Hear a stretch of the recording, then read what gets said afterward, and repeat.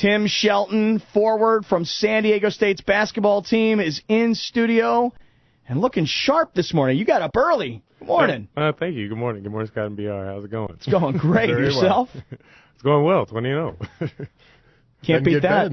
Right? 21-0 actually would be better. But 21-0 will be Thursday morning. Mm-hmm. That would be, hey, there you go. How have things gone here in the last couple of days since the most recent victory over Air Force, getting ready now for BYU Wednesday night? Give us a description on how the team's doing. But don't be like my former college teammate Rico McDonald, where you say, and you know, for a minute and a half.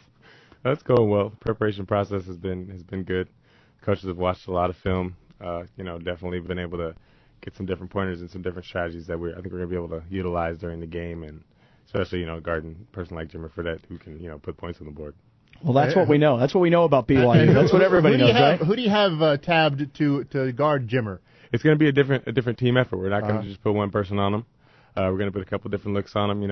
Maybe have Billy guard him a little bit, maybe Kawhi, DJ, and then help off him and make sure we put pressure, try to get the ball out of his hands. I think you put Carwell on him and just have him run over him a couple times. Have Carwell take fouls. That's right. Tim Shelton from the Aztec basketball team in studio. Let's start from the very beginning. First of all, the beginning of a game. When the Aztecs are introduced, there's a song they put up on the Jumbotron and a music video. I guess, did you write, produce, and now star in the video? Tell us the story on this song. Okay, well, I actually wrote it. The song's called Game Time Ready.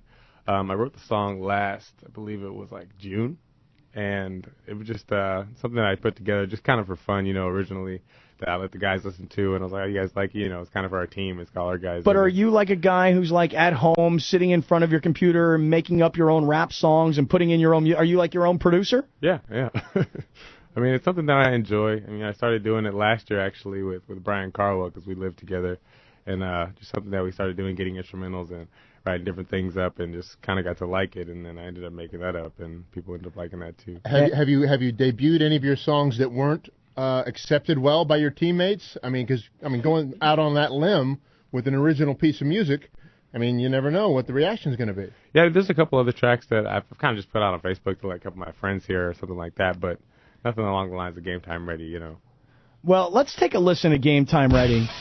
Here it is. Crank it. This is Tim Shelton of the Aztecs basketball team, and this is the song they play before the Aztecs are introduced. We game time ready. Welcome to my gym where the crowd stays heavy. Keep the bus running cause this won't take long. 4 minutes left, here the show still going strong. We game time ready. Opponents can't sleep when they leave. No Freddy, it's the Aztecs in the house tonight. Hoop squad on deck. Who's next to fight? Wars in a big game, hype about it. It's like a rival game. When the gym is crowded, it's like the fans are routed. Ready and shouting, they want to see us win, and there's no doubt about it. How you want to lose it all begins with me. Trailing on the break, I shoot the three, there's nothing you can do with me. And ruthlessly the crowd is telling you to get used to these L's you be taking every time you step into the beat. IEJAS, cause we the best in home game. I love it, and I love seeing you on the video beforehand. Very good, man. Thank you very much. All right, so Tim Shelton's in studio. Let's talk about where you where'd you go to high school? Clovis West High in Fresno, California. Mm-hmm. At the time, we were pretty good basketball school out there. And where else were you considering other than San Diego State? Cal Poly. I had a brother that went there. Now, is this your brother that played for the Chargers? No. This is my. He's a little bit younger than that. He's 23. But when you got to San Diego State, your brother was like a backup offensive lineman with the Chargers, right? The year after I got here, yeah, he came. L.J. Shelton. Yes. Right. And where's he now? He's in Arizona. He's retired now. He's just relaxing. Really? He should be here supporting the Aztecs. Right? That's what I'm saying. So you decided to come to San Diego State, and at the time, I mean, San Diego State was not what San Diego State is today. Well, I mean, it's true. There was a good team. Clearly they had won a championship. That team. They'd won it out west, right? And, it was a growing program at that point, definitely. They had won some 21 seasons. The talent was definitely there, and it just, we just took that next step. As I got to see that growth period, we took the next step while I was here. What was the main point when you were being recruited? What drew you to become an Aztec? Like, unfortunately, I I didn't really even play my senior year of high school. I tore my ACL right after our state championship game my junior year, and then Coach Fisher just made sure he made that effort to continue recruiting me and having faith in me and stuff like that. Unfortunately, I've still had a couple, nicks here. Well, that's kind of part of the Tim Shelton story here is, Right. A lot of people, I think your value on this team maybe is a little under the radar. I mean, you got your starting five, right? And then maybe a Carwell will come into the game, and then you're right there. But over the course of your career, you've had a lot of knee problems, and yet we talked earlier about perseverance. You've persevered through a lot of these problems to stay on this team and be a contributor.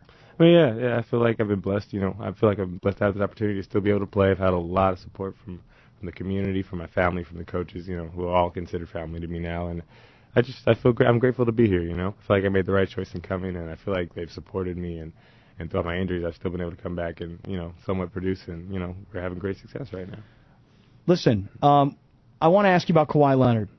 Did you happen to see the article in the paper last week about Kawhi? Did you guys? I don't know if you guys read the paper. If you got it around the locker room, did you see it? Didn't read it. One of our local columnists made a massive mistake last week and wrote that Kawhi Leonard is too good. He's too good to play at San Diego State. He's too good for college basketball, and he's got to leave and go to the NBA next year. I could understand wanting to make money versus just wanting to go to school. And I'm no NBA analyst. I don't understand whether or not he really is ready or not for the NBA. But I want you to get in his head and remind him that you guys are together. He's not going anywhere. You can't let that guy even think for a second that he's NBA ready. Well, I mean, it's one of those things that you're going to hear a lot of different things from a lot of different people, I mean, clearly the kid is producing in college, and he's becoming a man. You know what I mean? It's one of those things where you see his production, you see his skill level, you see his work ethic, and it's like, he's got potential to be professional, and it's like one of those things where going to be a lot of people talking to him, but at the same time, you see what he's doing out there, and you're like, eventually this kid is going to be a pro, But he's going to need that one more year of seasoning. That's one more year, yeah, of course. Tim Shelton from the Aztec basketball team is in studio Wednesday night at Provo, BYU. Billy, I'm thinking maybe what we ought to do, maybe we need to put together like a viewing party somewhere. Maybe we need to put together, we'll get the kids from the show. There you go. Who sit behind the basket. Who aren't going to be going. Who are not going to go. I mean, who's going to Provo, Utah, right? Well, can we open up the A-House? I don't know. I don't know. That might. Are we really going to be able to pack in 12,414 to watch it on that screen? Plus, my neck might hurt. I got to look up the whole night.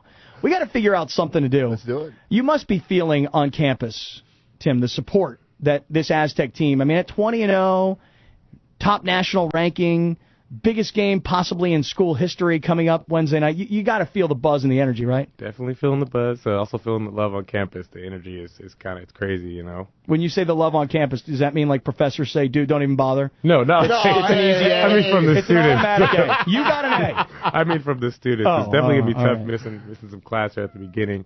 Maybe playing catch up a little bit, but we'll stay on top of that. But I just mean from the students. Yeah, but then you got the head starting to inflate, if you get too much love from the students. And how does Coach Fisher keep you guys planted and grounded and all that good stuff? I mean, I think it's our mentality as a team is that we have our chests out because we're prideful. We're proud of what we are right now. But at the same time, it's not too far out. We don't want it to get popped by anyone because that's just annoying if somebody's walking around like, oh, we're the best, blah blah blah. But Coach is he's always doing a good job keeping us level headed. He's always giving us quotes of the day, and he's just always trying to make sure we're focused and level because we're not done. Right. We're 20-0, but there's still a long way to go, and we're, NCAA tournament, we want to go further. Yeah, you got a lot of interesting personalities on this team also, as I'll go through them. I mean, just kind of maybe make a comment here, but you got a guy like DJ Gay, senior, leader, has changed his role throughout the years. I mean, where he was a passer and a distributor, now he's a scorer. You got the leadership that comes from your point guard. He's man. He came in with a lot of, I don't know, people underestimated him, not a true point guard. He scored a lot of points in high school, probably scored more than anyone on the team in high school. And then he came out, he developed and he changed around, the formation of the team to do what's best for the team. And now it's just like he gets to shine, and it's good to see, You know what he looks like? You know the comedian J.B. Smoove? I've heard of J.B. Smoove. Dude, they are long-lost brothers. You've got to go YouTube J.B. Smoove. And when you find it, you will laugh because I think DJ and J.B. look so much alike. That's funny. You have a good time with that. But then you have other kinds of personalities. You got emotional guys. Malcolm Thomas is a very emotional player, and that's good and bad sometimes. I mean, that game at Gonzaga earlier this year, he let the emotions get the best of him, and he didn't have a great game. But then you flip his emotions, and when he really uses them right, that guy can dominate a game. Yeah, I mean, that's true. It's something that's kind of evident, but I feel like it works to the best of the team, because we see him as leader on the team, and he's passionate about basketball. It's not a joke to him, and in practice, he's one of the the hardworking guy, the most hardworking guy consistently, and it shows every day. And then you got a guy like Billy White. I mean, the energy that he can bring to a game. I mean, Billy White can change a game with his energy, like he did the other night against Air Force, hitting those threes in the second half. Yeah, and he's really been shooting the ball well too. It's great. It's great to see, but he's one of those guys who just has a different type of engine and gear, And then when he decides to turn it on, it's almost like when you're watching it, there's nothing really anyone can do about it. Yeah, and then you got a guy like Carwell who comes off the bench. And I'm mentioning all the guys who are seniors because as you think about how to succeed in the NCAA tournament, you do it with senior players. And you've got those two big guys up front between Thomas and White. And then you throw in a guy like Carwell who comes off the bench and you go, where'd they bring this guy from? I mean, they bring a 6'11" kid out on the floor. Right. And Carwell's energy. He has played so much quicker and so much more aggressive in dunking the basketball recently. I mean, he's really changed his game. And he's really been working hard. Things that people don't see is like off the court and in the weight room and stuff like that. He's working on his conditioning and explosiveness, and it's starting to be able to show now that he's getting his legs a little more back. And he's been great off the bench. He's always been a high energy guy, especially if he's not getting as many minutes as he feels he should be, or anyone feels he should be. The way his production is, he's producing. The sleeves. Anything? Yeah, why is he wearing the long sleeves? I love a guy that makes a statement with the uniform, like Carwell does. But, I mean, he always comes out with the long white sleeves, and it's just a good look. Sometimes he comes out with glasses on. I mean, you don't know what he's going to do. I haven't seen the glasses in a little while, but the sleeves, initially, he told me it was like, I got some sweat issue where it gets kind of like, I don't know. After he said that, I just stopped, I was like, okay, wear your sleeves. Yeah, you're good. Right. That's great. We talk about all these guys, all these seniors, and, we talk about depth on this team. The backcourt also, and we talk about DJ, but there's a couple other guards on this team, guys that are coming up with big shots, and, I mean, it's just a complete, deep basketball team. I agree. I mean, especially I like the addition of Rayhan. He can definitely really shoot the ball. He's made a lot of big shots for us this season. Kawhi shooting the ball better. He's doing his thing pretty much. And it's just, I feel like we're coming together. We're doing it at the right time, and we got to continue to do it and get better. Yeah, and I just want everybody to be nice and loose because I think this BYU game, I know everybody's making it into a whole big deal, and it is, but I really think that San Diego State is going to go to BYU, and even with their ranking, I think San Diego State's going to do to BYU what they did to New Mexico. Well, who is that guy? Who is that guy that keeps you guys loose? I would almost say it's Coach. Just that experience and knowing what kind of environment we're in and knowing what kind of mentality that we might have. There's so many different personalities. He's dealt with professionals, and it's like he just knows. He knows what to say. Have the new rankings come out yet, guys? Have we checked? We've been kind of keeping an eye out for the new rankings. You got to figure that Syracuse had lost last week, and I'm guessing San Diego State's going to be 5 this week. I don't know. We're going to keep our eye open to see what's going on with these new rankings. Tim Shelton in studio. Hey, man, listen, congratulations. Great job with the song. I think it's awesome. Thank you very much. I think the students love it. They go crazy for it. And, Mike May, who's the director, the sports information director. Hey, Mike. Mike just decided to step out. Just come 2 seconds. Just spend 2 seconds with us on the air. I know you're in there talking to Saw, and it's kind of fascinating to see what he really looks like, and it's fascinating and scary at the same time. Just real quick, for you, this is like a whole new world, right? The whole country all of a sudden wants a piece of San Diego State basketball. It's fantastic. It's absolutely unbelievable. It's everything we would hope and think that it could be. Really when the college football season ended, that's when we really started to see a difference in the coverage that we were getting. When football season was coming down to an end, you just had those couple BCS games left, and the undefeated list was getting smaller and smaller. That's really when it took off. And then, you had that perfect storm, so to speak, of relevance where it's like the bowl win against Navy, the questions about Brady, the undefeated team, Brady taking off, Rocky being installed, the team continuing to be undefeated. It's made San Diego State, as written by the LA Times a few weeks ago, the place to be in Southern California collegiate sports. You're absolutely right, and we've seen it locally, we've seen it regionally, like you've said, with the LA Times, the Orange County Register, and increased coverage in those areas, and then you see it on a national scale, and we just received word here in the last couple days that CBS is sending Clark Kellogg in to do our home game against Brigham Young. That's on CBS National. It's Clark Kellogg and Vern Lindquist. Their number one crew coming in that day, on a day when there's going to be a top 10 Big East matchup. There's going to be relevant matchups in the SEC and in the Big 12, and they're sending their number one crew to San Diego, California, to watch Brigham Young and San Diego State play. It's amazing. It's absolutely amazing. It says a lot about the school, a lot about the conference. Tim, before you go, are you guys at all, when you guys are away from practice and you're just hanging out together, are you talking about, are you conscious of how amazingly, how amazing this season could turn out? I mean, you guys are on the verge of doing something beyond just winning a Mountain West or beyond just getting into the NCAA tournament. You guys should be feeling like, wait a second, we are top 5, top 6 in the country. We are undefeated. We do play in an excellent conference. We're no longer mid-major. I mean, you guys have a chance to do something incredible this season. You talking about it at all? I mean, definitely talking about it, We're talking about each game like we have to win this game. We have to win this game. We're confident in our teammates. We're confident in ourselves.